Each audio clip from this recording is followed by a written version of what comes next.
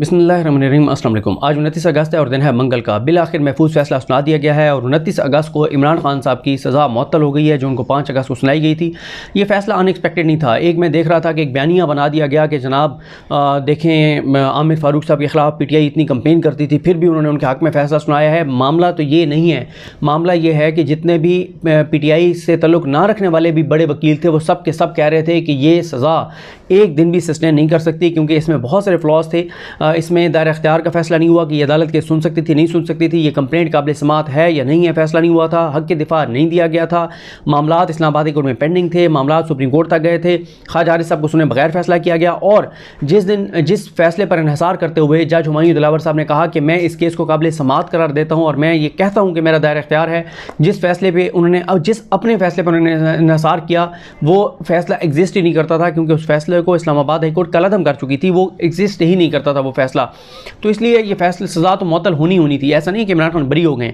अभी तो लंबी गेम है, क्योंकि देखें अभी तो ये नई बहस है कि इमरान खान की ये जजमेंट जो सस्पेंड ये जो सज़ा मुअत्तल हुई है क्या उसके बाद वो इलेक्शन लड़ सकते हैं नहीं लड़ सकते, ये एक बहस है। ये मामला दोबारा सुप्रीम कोर्ट जाएगा, क्योंकि सुप्रीम कोर्ट के एक फ़ैसले के नतीजे में तो वो नहीं लड़ सकते जब तक उनकी सज़ा मुअत्तल हुई है, उनकी जो कन्विक्शन है वो बरकरार रहेगी, वो ख़त्म नहीं हुई। लेकिन ये मामला सुप्रीम कोर्ट जाएगा, देखते हैं सुप्रीम कोर्ट इसको कैसे लेती है, क्या करती है। क्योंकि मामला ये है कि इस्लामाबाद हाई कोर्ट में तो मेन अपील हो सकता है 5 साल डिसाइड ना हो, 3 साल डिसाइड ना हो सकता है 2031 तक डिसाइड ना हो। तो अब अगर 2031 तक डिसाइड नहीं होती तो उसका क्या कसूर है जिसके मामलात इस्लामाबाद हाई कोर्ट में पेंडिंग है। और 2031 तक तो वैसे ही खैर 2.5 साल का ये, बल्कि अब तो 2.5 साल वाला भी नहीं रहेगा, क्योंकि उसमें यह है कि 3 साल की सज़ा थी कैद की, 3 साल मुकम्मल होने के बाद फिर 5 साल के लिए नाअहली थी। तो इसलिए जब तक कोई अदालत अब इस पे फैसला नहीं करेगी, या तो मेन अपील डिसाइड होगी तो डेफिनेटली वो सारे पॉइंट्स ये जो अभी अमजद परवेज़ साहब ने दलाइल दिए ये मेन अपील की तरह के दिए हैं। ऐसा नहीं है कि ये कोई सिर्फ ज़मानत की हद तक थे, इसमें तो सारा केस डिस्कस हो गया था, सुप्रीम कोर्ट में भी सारा केस डिस्कस हो गया था। मेन अपील अगर इस्लामाबाद हाई कोर्ट सुने तो 2 से 3 दिन में ये मेन अपील डिसाइड हो जाएगी, लेकिन सुने तो ना, ये 2 से 3, 4, 5 साल आराम से गुजारे जा सकते हैं। बड़ा एक मुश्किल लगता है कि जल्दी इसके ऊपर मेन अपील के ऊपर फैसला होना।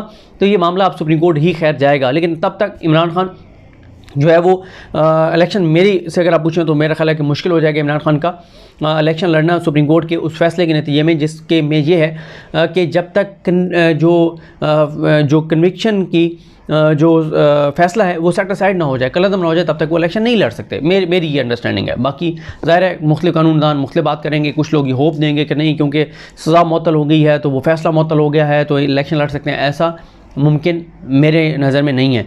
तो ऐसे ही लोगों को ऐसे होप नहीं देनी चाहिए जो ज़ाहिर है इमरान खान के हामी हैं, उनको होप आप दें कि जनाब वो इलेक्शन लड़ सकेंगे, ऐसा नहीं है। जब तक ये फ़ैसला कलअदम नहीं हो जाता, और ज़ाहिर है कलअदम होगा मेन अपील में। मेन अपील अब आमिर फ़ारूक साहब ने लगानी है, उन्होंने सुननी है। तो ये है मामला। दूसरा ये है कि इमरान खान साहब की सज़ा तो मुअत्तल हो गई है, उनके हक़ में फ़ैसला तो आ गया है और हक़ में आना ही था, ऐसा नहीं है कि नहीं आना चाहिए था। 9 अगस्त को बहुत मिन्नत तरले किए थे लतीफ़ खोसा साहब ने, बहुत उन्होंने रिक्वेस्ट की थी लतीफ़ खोसा साहब ने कि आज ही आप सुन के और फैसला सुना दें और सज़ा मुअत्तल कर दें, लेकिन इस्लामाबाद कोर्ट ने नहीं की थी। और इस्लामाबाद कोर्ट ने कहा था कि 4 दिन में केस लगा देंगे। फिर 22 को लगाया, 22 से फिर 24 पे गया, 24 से फिर गया था मेरा ख्याल है 25 पे, फिर अगले हफ्ते पे चला गया। फिर कल फैसला महफूज हुआ था, कल यानी थी ना 28 अगस्त को फैसला महफूज हुआ था और 29 को फिर आज जो है वो फैसला सुनाया गया। तो ये है सारा मामला। अब दूसरा मामला ये है कि इमरान खान साहब की इसमें तो जो है वो उनकी ज़मानत हो गई है, लेकिन साइफ़र केस में इमरान खान साहब की जो है वो गिरफ़्तारी डाल दी गई है। और जो डॉक्यूमेंट सामने आया है, इससे पहले ये डॉक्यूमेंट सामने नहीं था, जो डॉक्यूमेंट सामने आया है उस डॉक्यूमेंट के मुताबिक जो है वो इमरान खान साहब जो हैं वो 30 अगस्त तक, 30 कल तक यानी वो हैं जुडिशल रिमांड के ऊपर। और लिखा हुआ है कि accused Imran Ahmed Khan Niazi son of Ikramullah Khan Niazi resident of Zaman Park, इसमें सिर्फ लिखा हुआ है कि उनको जुडिशल रिमांड FIR जो ऊपर लिखी हुई है इसमें जुडिशल रिमांड पर उनको दिया जाता है, और जुडिशल रिमांड पर उनको दिया जाता है 30 अगस्त तक। अब सवाल यह है, ये अब अबुल हसनात मोहम्मद जुल्करनैन साहब जो स्पेशल कोर्ट के 1 के एंटी टेररिज्म के जज हैं, और ये ऑफिशियल सीक्रेट एक्ट के तहत जो अदालत है उसके भी ये जज हैं, इनको ये डेजिग्नेट किया गया है, तो उन्होंने इनको इमरान खान साहब को दिया है जुडिशल रिमांड पर। अब सवाल यह है कि इसमें जिस्मानी रिमांड हुआ था नहीं हुआ था, टेक्निकली क्या है कि जिस्मानी रिमांड पे वो जा नहीं सकते थे, वहीं उनको अदालत उनको जेल के अंदर ही बस उनको वो इन्वेस्टिगेट करते रहे, क्या हुआ ये ज़ाहिर है तफसीलात अभी सामने आएंगी। लेकिन यह है कि इमरान खान साहब आज के फैसले के बाद भी बाहर नहीं आ सकेंगे, और अगर कल तक वो जुडिशल रिमांड पर है, और अगर वो जुडिशल रिमांड पर हैं तो कल उनके वकला उनकी ज़मानत भी अप्लाई कर सकते हैं, क्योंकि जब जिस्मानी रिमांड पर कोई होता है तो तब आप उसकी ज़मानत अप्लाई नहीं कर सकते, जब वो जुडिशल पे हो चला जाता है तो आप ज़मानत अप्लाई कर सकते हैं।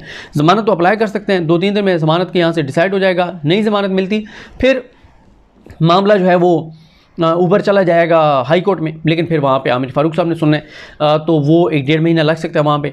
लेकिन यह है कि अगर आप पूछें मुझसे मैक्सिमम कब तक इमरान खान साहब को हिरासत में रखा जा सकता है, यानी इस केस में, साइफ़र वाले में, और फिर अगर उनकी नैब के केस में भी गिरफ्तारी डाल दी जाती है, तो बहुत, अगर आप कहें कि बहुत तवील अरसे के लिए इमरान खान को जेल रख लिया गया है, तो वो मेरा नहीं ख्याल कि सितंबर के एंड तक से ज़्यादा रखा जा सकता है, यानी 1 अक्टूबर से पहले ये फिर नैब वाला भी, ज़ाहिर है नैब की अगर अभी इसमें ये ज़मानत डाल देते हैं तो नैब वाले में गिरफ्तारी डाल देंगे, नैब वाले में गिरफ्तारी डालेंगे तो उसमें 30 दिन का जिस्मानी रिमांड है, 30 दिन के बाद ही आप अप्लाई कर सकते हैं उनकी जो बेल है वो। और ये भी हो सकता है कि इस्लामाबाद हाई कोर्ट में से जो रजू किया है तहरीक इंसाफ के वकला ने इमरान खान साहब की तरफ से, कि इमरान खान साहब को 5 अगस्त के बाद जितनी ज़मानतें उनकी खारिज हुई हैं इस बुनियाद पर कि इमरान खान पेश नहीं हुए, वो सारे फैसले कलअदम किए जाएँ।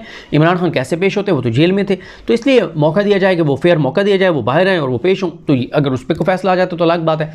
यानी मैं आपको बता रहा हूँ कि बहुत एक्सट्रीम भी आप कर लें तो 35 से 40 दिन, इससे ज़्यादा नहीं रखा जा सकता, क्योंकि एक ये साइफ़र वाले में ऑलरेडी गिरफ्तारी डाल गई है, एक वो अलकादिर है, अलकादिर में हो जाएगी, मैक्सिमम 30 दिन जिस्मानी रिमांड है, और उसके बाद जितने केसेस हैं जो दहशतगर्दी के केसेस हैं, जो दफ़ा 144 के खिलाफवर्जी के केसेस हैं, जो और कोई 120 के करीब केसेस, बल्कि वो कोई 150 के करीब केसेस हैं, टोटल मिला के इमरान खान साहब पर 200 के करीब केसेस हैं।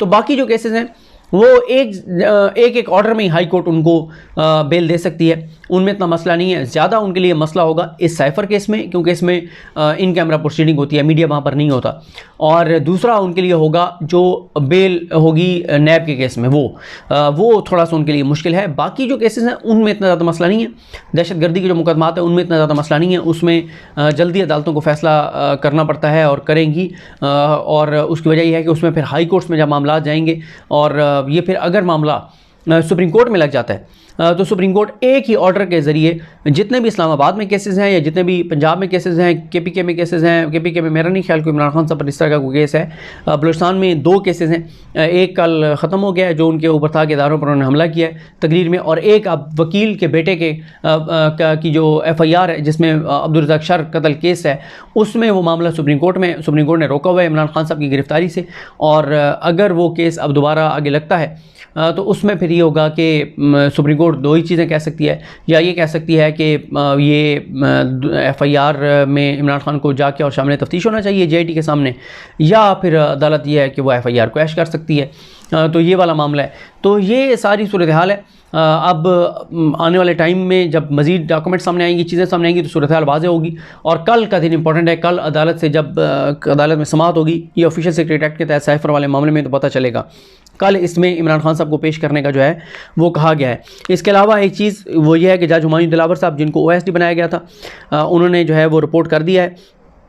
उन्होंने रिपोर्ट किया है कहाँ पे, उन्होंने रिपोर्ट किया है जनाब इस्लामाबाद हाई कोर्ट में, और उनको जो है वो OSD बनाया गया था। ये सारा मामला है। इसके अलावा आपको एक चीज़ बताऊँ कि आप अंदाज़ा लगाएँ मुस्लिम लीग नून का कि इमरान खान साहब की सज़ा मुअत्तली के फ़ैसले के 5 मिनट के अंदर अंदर शहबाज शरीफ का बयान आ गया। 5 मिनट में ये बयान नहीं आ सकता था, इसका मतलब बयान पहले लिखा हुआ था और जारी किया गया।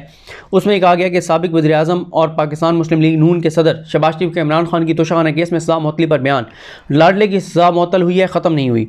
चीफ जस्टिस का गुड टू सी यू और विश यू गुड लक का पैगाम इस्लामाबाद हाई कोर्ट तक पहुँच गया। फ़ैसला आने से पहले ही सबको पता हो कि फ़ैसला क्या होगा, तो ये निज़ाम अदल के लिए लम्हा फ़िक्रिया होना चाहिए।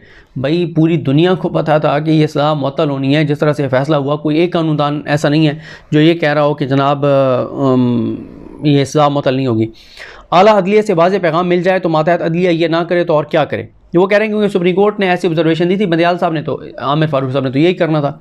नवाज शरीफ की सज़ा यकीनी बनाने के लिए मॉनिटरिंग जज लगा था, लाडले को बचाने के लिए खुद चीफ जस्टिस मॉनिटरिंग जज बन गए। निज़ाम अदल का ये किरदार तारीख के स्याह बाब में लिखा जाएगा। एक तरफ झुके तराजू और इंसाफ को मजरूह करता निज़ाम अदल काबिल कबूल नहीं, और उसके बाद खाना काबा के अक्स वाली घड़ी बेच खाने वाले के सामने कानून बेबस है। चोर और रियासती दहशत गर्द की सहूलतकारी होगी तो मुल्क में आम आदमी को इंसाफ कहाँ से मिलेगा।